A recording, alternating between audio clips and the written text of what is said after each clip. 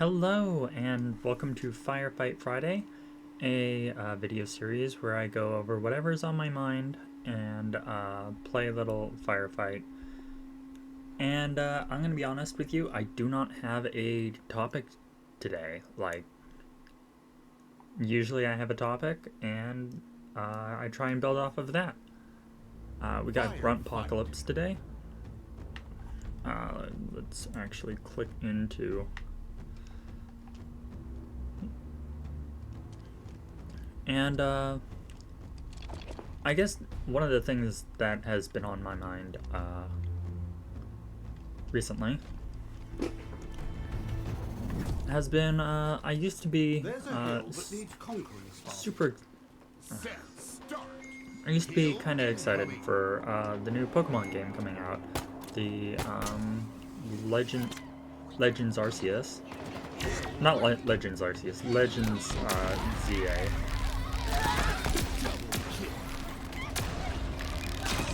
Oh, I need to get a splatter, that's right.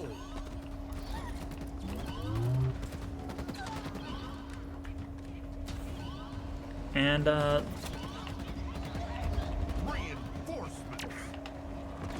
here, just get a splatter.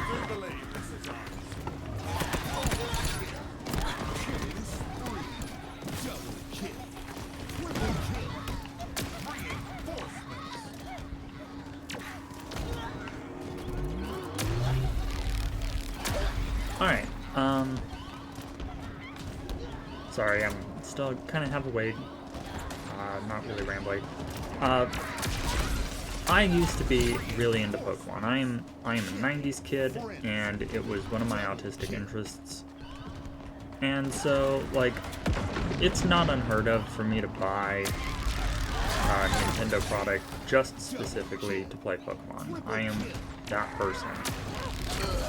And, it was to the point where, like, I was even playing, not at a professional level, but, like, I was building competitive teams, for Gen 6. And Gen 7 I didn't really like, so once it swapped over to the Switch, I was like, I'm gonna take a break.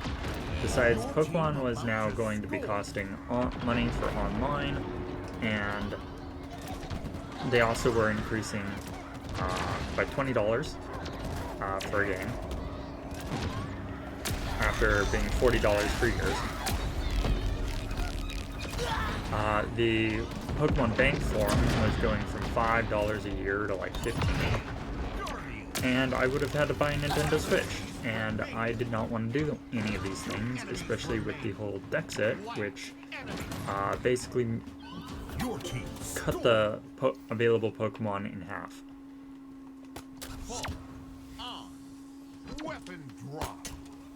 So yeah, I'm one of those people who didn't want to go continue Pokemon because they were cutting the Pokedex in half. My favorite Pokemon being Victini, which is not a readily available Pokemon. It's basically the Mew of Gen 5.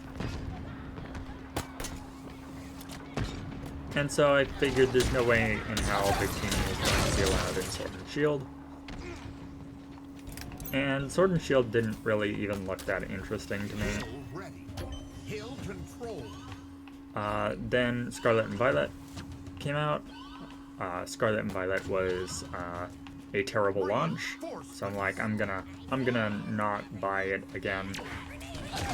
I was tempted to buy Legends Arceus, but again, I would have had to buy a Nintendo Switch for this, and I was saving up for a computer at the time, so I did not get it.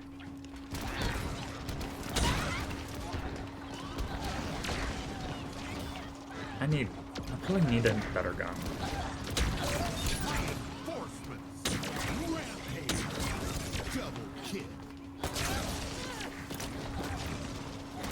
This carbine, that's not a better gun.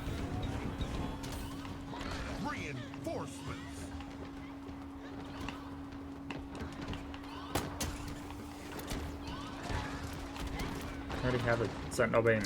Ah. Anyway, I always say that.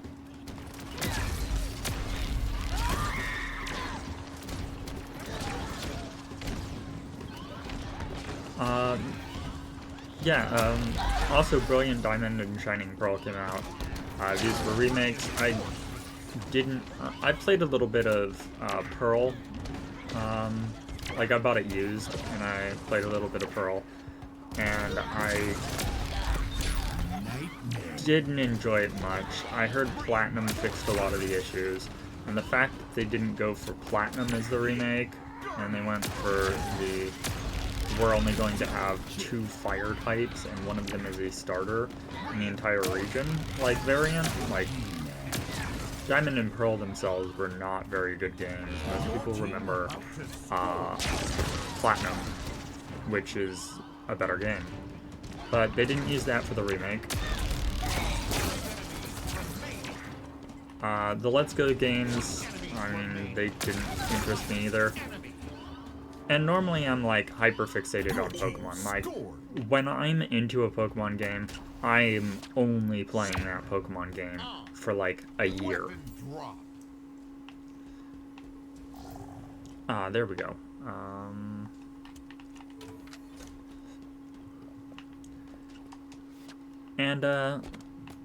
Yeah, I was actually excited for ZA because I always thought Kalos was kind of a half-baked realm that needed a third version. In fact, third versions usually like fix a lot in the game. They're kind of more patch updates than new game kind of things. But like, there's no end game in X and Y, the Gen 6, and I really liked Gen 6. And you can tell there used to be a Z game because like Zygarde is there and there's no real context for him. And all the Zygarde stuff was tacked on to Gen 7.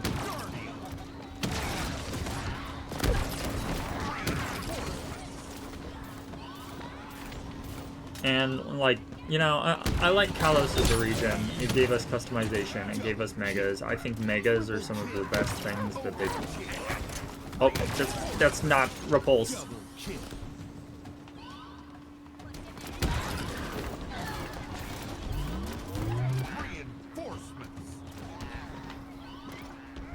Ah, there. We won't let that happen again. Let's get this.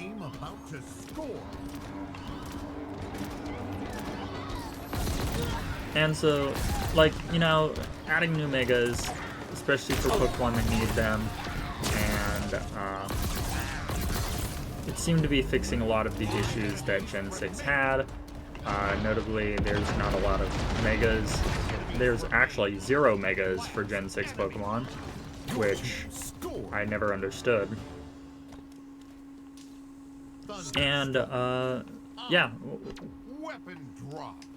I like the whole lack of the turn base and more of the live reaction for the combat.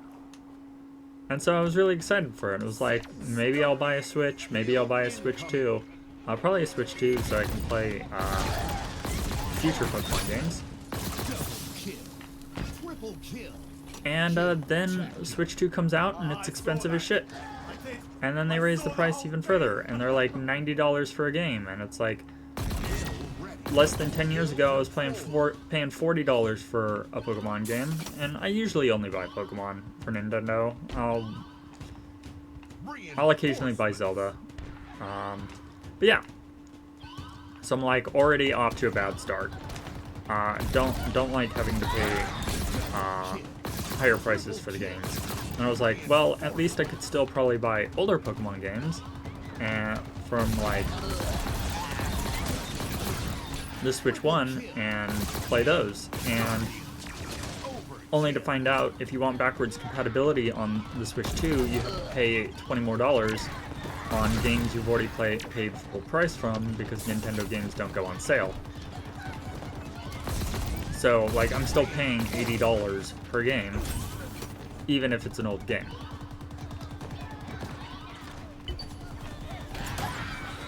You should do it. There.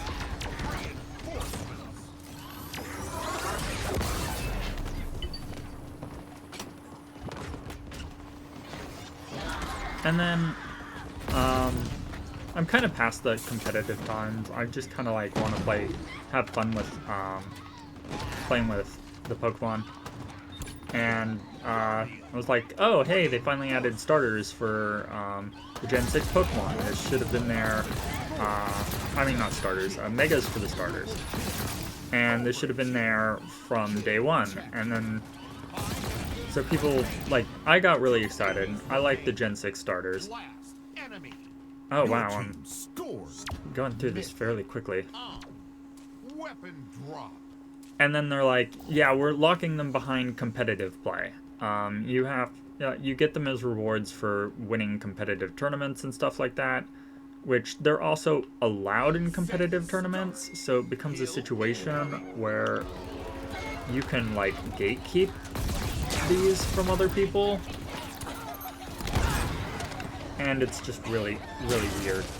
And then we have the whole Power World thing, which I was not a fan of Power World when it released. I thought it was knocking off a lot of Pokemon designs. And then Nintendo has acted like an asshole in this whole situation to the point where I actually feel bad for Power World. Like, first they tried to they tried to patent the capturing monsters with a ball mechanic, which, okay, I can kind of see that. And then Power World changed, so you no longer are using their spheres to capture pals. And then they're like, yeah, we're gonna patent the ability to summon creatures in a video game, which Pokemon, like Nintendo did not make this concept. Like, this is something that D&D fucking did.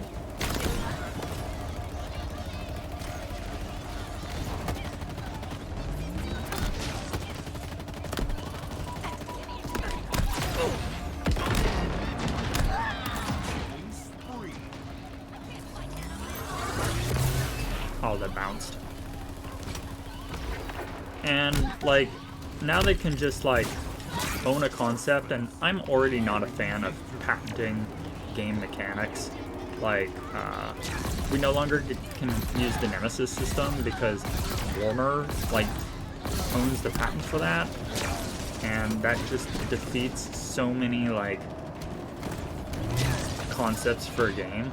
Like, could you imagine a Dark Souls game with, the Nemesis mechanic? Like, that would be so fucking cool.